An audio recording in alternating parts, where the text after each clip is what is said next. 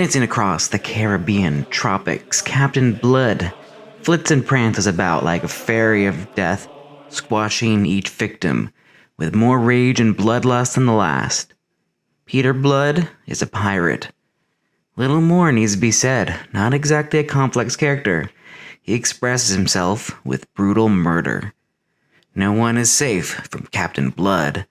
Terror of the seas, the might of a kraken behind his substantial biceps.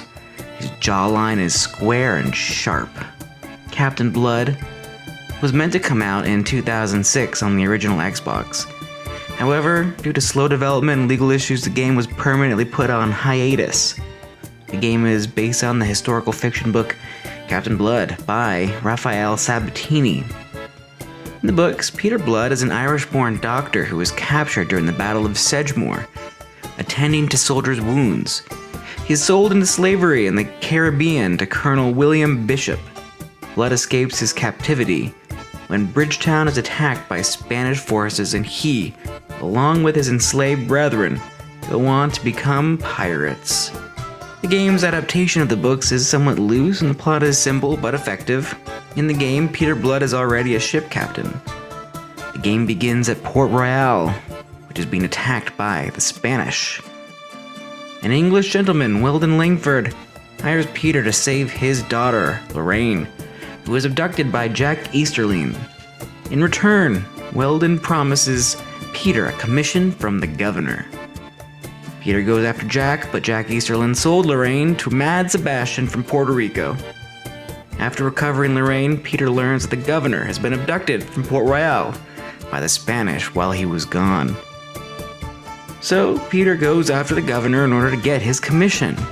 Peter saves Virgil Marrow, the governor, from a Spanish pirate, Matilda. Virgil wants Peter to help him drive the Spanish out of the Caribbean and offers Peter a noble title. Peter helps Virgil take Cartagena, which is loaded with treasure. After the battle, Peter refuses to help Virgil further on his campaign and sails off into the sunset on his new Spanish ship loaded with treasure. The game looks pretty good for having been meant to come out in 2006. It has a House of the Dead kind of feel, mixing pirate 1600s island architecture with kind of more gothic looking buildings and elaborate traps. There's a lot of attention paid to the little details in the level design. And the overall impression makes it very piratey and almost horror. The enemies are particularly grotesque. There are definitely some gothic horror overtones in the game, despite being an action-adventure title. The game features plenty of extreme violence. It's basically a non-stop kill fest. I've heard it compared to the God of War games, but the game also reminds me of Doom, especially the game's cycle, as there is a rage mechanic which gives Blood a brief window of invulnerability, which can be paired with kill strikes, which can be used to refill his rage meter, giving the player a way to be constantly raging as long as he keeps killing, leaving him invulnerable to attacks. Aside from the ground combat, there are also several naval battles where Blood must fire cannons at incoming ships and defend his ship from boarding pirates. The player also takes control of Blood's second-in-command, Walt, on some occasions. The game plays really well for a game of its time, with fairly rewarding gameplay and unique levels with a distinctly retro, original Xbox feel. And I really liked the level design in this game. The characters are amusingly piratey, and there is also a fairly well fleshed out story. Peter Blood is a really unique character. There really aren't many pirate-themed character-driven action games, if you think about it.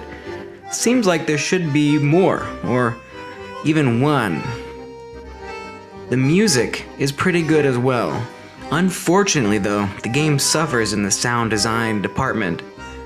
The developers somehow messed up the character dialogue audio, so all the cutscenes kinda suck to listen to, which gives the game a diminished feel, despite its overall well-polished design. Captain Blood is a surprisingly fun game to play if you can ignore the sound issues. If Captain Blood was released when it was supposed to be, who knows where the franchise would be now.